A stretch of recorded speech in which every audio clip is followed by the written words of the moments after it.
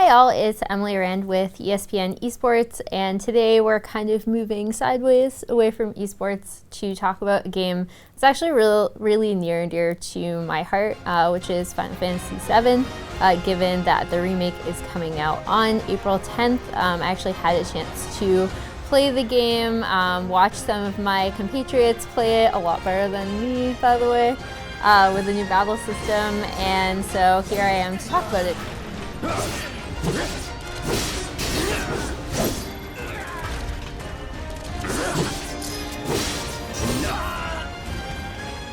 Let's go. Obviously, I think the thing that everyone is going to want to know is, does it kind of capture the spirit? Is it faithful to the first game? And while I know a lot of people were really nervous about how there's going to be several chapters and kind of installments of this, right? It's not just being released all as one game like it initially was.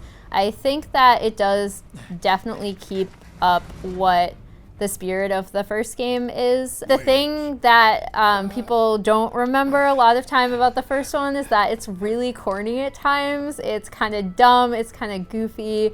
And I was happy that some of those parts came through, as well as the more serious parts, and the fact that it's definitely a game that really makes you want to think. And in that regard, I also believe that some of the story updates that were made really reflect how we interact with our own planet. It's a game that's very cognizant of the time it's being remade in. And it's building on the original kind of foundation of what Final Fantasy VII was, which is a group of like eco-terrorists trying to save their planet, and kind of updates it so that it is very cognizant of the era it's being released in. You gonna stand there and pretend you can't hear the planet crying out in pain? I know you can! You really hear that? Damn straight I do! Get help. Huh? Say that again! I'd worry less about the planet and more about the next 5 seconds. Think whatever you want. Just do it.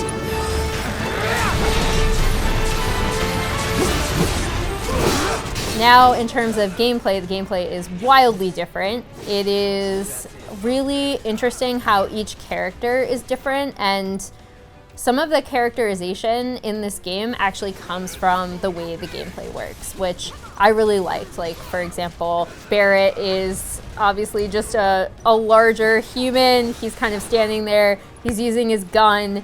He's not doing these like crazy, wacky, flashy movements that Cloud is doing that honestly some of them make no sense because he's a little over the top. That was really cool to see, and Tifa's gameplay was really cool to see as well, how they have her going up and punching things and kind of chaining attacks like you would if you're actually attacking someone with your fists.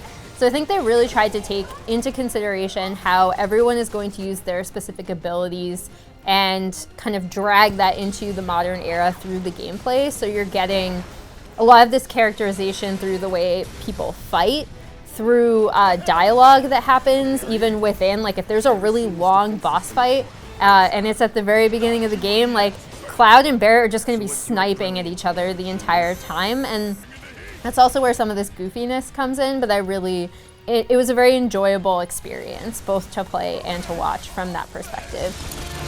Time to end this! Yeah. There! Got you now! Let's pour on the tape! Got this!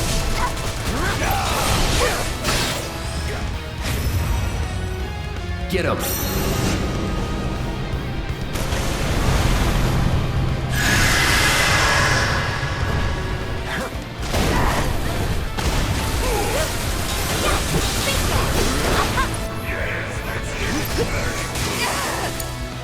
Let's do this.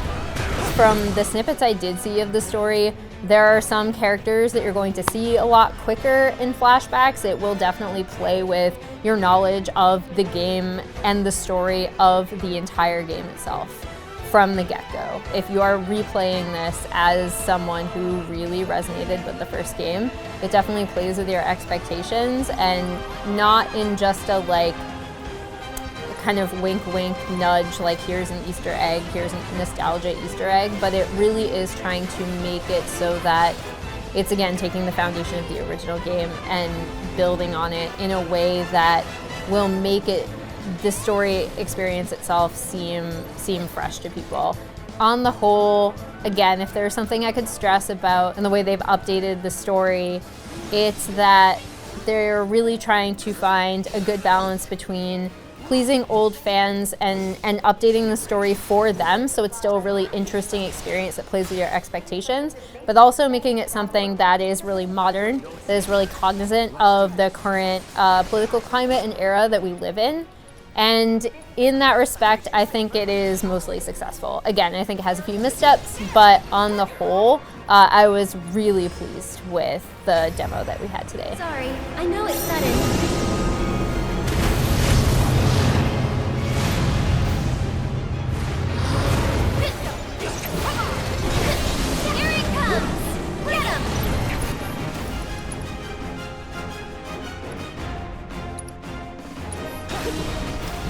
Why don't you lead the way?